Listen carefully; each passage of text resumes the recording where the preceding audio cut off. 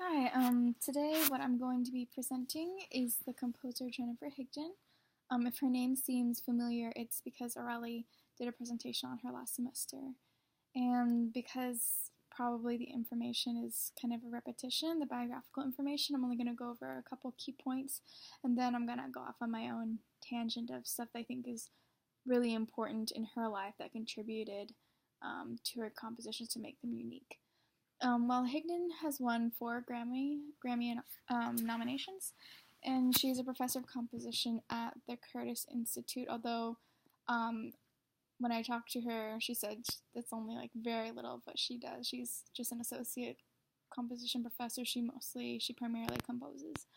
Um, since 1992, she's only written commissioned works, but still that's kept her really busy. She's in high demand. Her work, Blue Cathedral, has been one of the most performed works in the United States.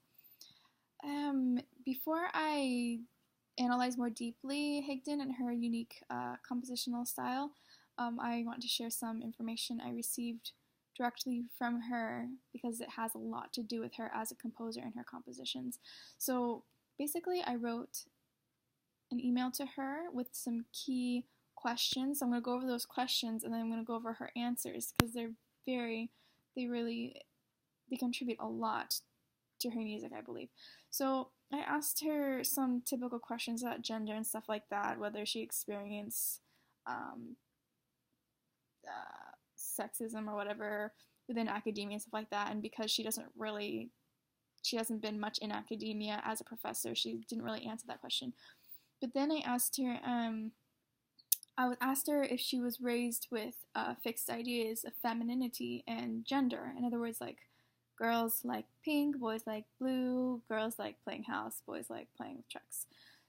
So basically, this is what her answer was. She says, my parents only followed the traditional roles lightly.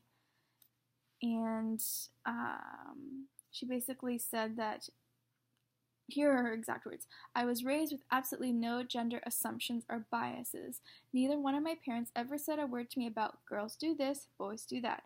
They never once said I couldn't do anything or discouraged me from being an artist. In fact, the things I remember them telling me were things like, if you want to do this, you need to prepare yourself and be willing to work hard at it. And if necessary, find a way to support yourself. But otherwise, go for it. So I think that's really important. Of course, she was born in the 60s, like 62, so 72. So, like, basically, she was born to the time of the second wave of feminism. Like, this is when the miniskirts are coming out, this is when bikinis are coming out, this is when women are really trying to push for their rights. So she grew up in that atmosphere, and it seems like her parents really supported that idea that women can do whatever they wanted to. So I believe that has contributed to her as a composer because she wasn't as aware of boundaries. So that's her as a composer, but to talk more about her compositions, I'm not really going to talk about a specific one, but I want to talk about things in her life that contributed to certain tendencies she has in her compositions. So she says in her, if you read but there's an interview online, and she's basically asked about her background in music.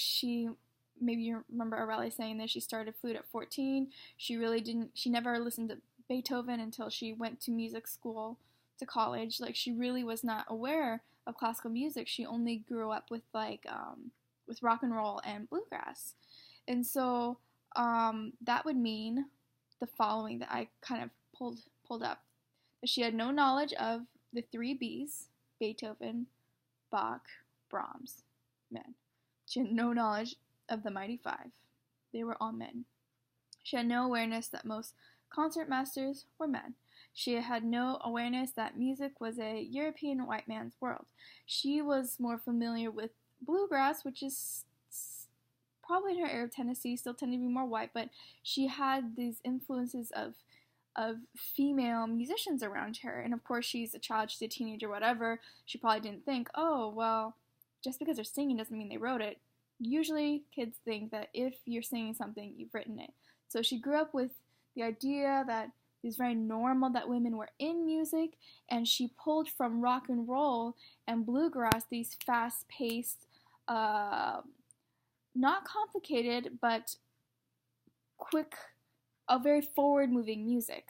So if you listen to her compositions, you see that she doesn't play around for too long with compositions. They're very comprehensible. Although they're 20th century, so they have a little different feeling to it. Or 21st century, sorry. When she makes a point that she wants the common listener, a person like herself who did not grow up with Beethoven, Bach, and Brahms, that common person to be able to understand what the music is doing and to enjoy it and to be able to take it with them to understand it. So that is her point in her music, and I think that's probably why it's been performed so much, specifically Blue Cathedral, because it's easy for one to follow. It's not, yeah, it's something easier to follow. And so I think all of these things coming together have really created her into a really phenomenal female musician. I mean, she wrote to me about her experiences as a composer. I asked her if she had any really any opposition once she was an adult in composing, and she said no, she's actually had it pretty good, pretty easy, but she noticed that when other women would come up to her and say, wow, like you really inspire me, you're a female composer, wow, oh, how are you a woman in this field, that's so amazing. But for her, it just came, I mean, it's hard work, but she didn't feel like she was discriminated against. And I feel like that has really determined how her compositions are.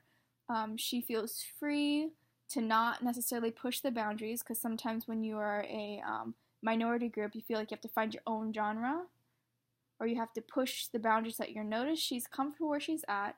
She's using the tools from her bluegrass / rock and roll background, and she's successful. So that's Jennifer Higdon in a nutshell.